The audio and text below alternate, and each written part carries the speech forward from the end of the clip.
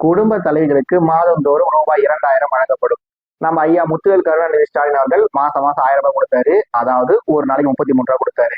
இப்ப எடப்பாடி பழனிசாமி அவர்கள் மாசம் மாசம் 2000 ரூபாய் கொடுப்போம்னு சொல்லியிருக்காரு. அதாவது ஒரு நாளைக்கு 66 ரூபாய் தரும்னு சொல்லியிருக்காரு. ஐயா ஸ்டாலின் அவர்கள் கொடுத்த 33 ரூபாயை வச்சுக்கிட்டு காலை டிஃபனா 4 இட்லி ஒரு வடை சாப்பிட்டவங்க இப்ப எடப்பாடி பழனிசாமி அவர்கள் கொடுக்க போற 66 ரூபாய் வச்சுக்கிட்டு காலை டிஃபனா 4 இட்லி ஒரு வடை ஒரு பொங்கல் பிளஸ் ஒரு பூரி சாப்பிட்டு ஜாலியா இருக்க வேண்டியதுதான். ஐயா ஸ்டாலின் அவர்கள் பெண்கள் விடியல் பயணம் என்ற பெயர்ல பெண்களுக்கு பஸ்ல இலவசம் சொல்லியிருந்தாரு. ஐயா எடப்பாடி பழனிசாமி அவர்கள் பெண்களுக்கு மட்டும் இலவசம் இல்ல ஆண்களுக்கும் இலவசம் அப்படின்னு சொல்லி அறிவிச்சிருக்காரு.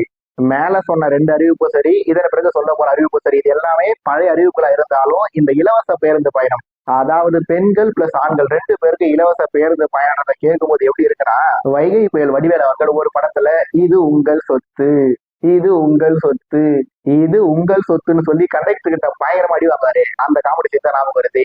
இது எங்கள் சொத்துன்றதுலாம் ஓகே, ஆனா அந்த சொத்து கொஞ்சம் தரமா இருந்தா நல்லா இருக்கும். அதிமுக ஆட்சி வந்த உடனே எடப்பாடி பழனிசாமி அவர்கள் முதலமைச்சரா பொறுப்பேற்ற உடனே தமிழ்நாட்டு மக்கள் எல்லாருக்கும் கருணை தொகையா இல்ல உரிமை தொகையா 10,000 கொடுக்குங்க. வருத்தப்படாத வாலிபர் சங்க படத்துல வர காமெடி செய்யறான 1 கோடி அப்பு 1 கோடின்னு சொல்ற மாதிரி 10,000 ரூபாங்க 10,000 அப்படின்னு சொல்லி பல பேர் ஆளு வாயப்பாளத்தை பார்த்துட்டு இருக்காங்க. எல்லாரோட அக்கௌண்ட்லயும் 10,000 போடுன்னு சொல்றதெல்லாம் ஒரு பக்கம் இருக்கட்டும், அந்த 10,000 ரூபாய் எங்க இருந்து எடுத்து போடுவீங்க, அந்த 10,000 எப்படி கொண்டு வருவீங்க, அதுக்கு என்ன திட்டங்கள் வச்சிருக்கீங்க அப்படின்றத கொஞ்சம் தெளிவா சொன்னீங்கன்னா நல்லா இருக்கும். 100 நாள் வேலை திட்டம் எங்களோட ஆட்சி வந்தா 150 நாட்களா அதிகரிக்கப்படுமாமா. 100 நாளா இருக்கும் போதே எத்தனை ஏரிகளை தூர் வாங்கினாங்கன்னு தெரியல, எத்தனை குளங்களை சரி பண்ணாங்கன்னு தெரியல.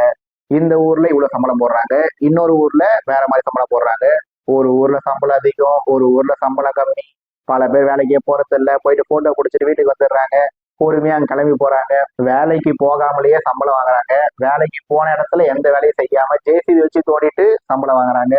அப்படின்னு சொல்லி பல பிரச்சனை இருக்கும் போது நீங்க அந்த 100 நாள்ல இருந்து 150 நாளா உயர்த்தலாம், அதெல்லாம் முக்கியம் இல்லை.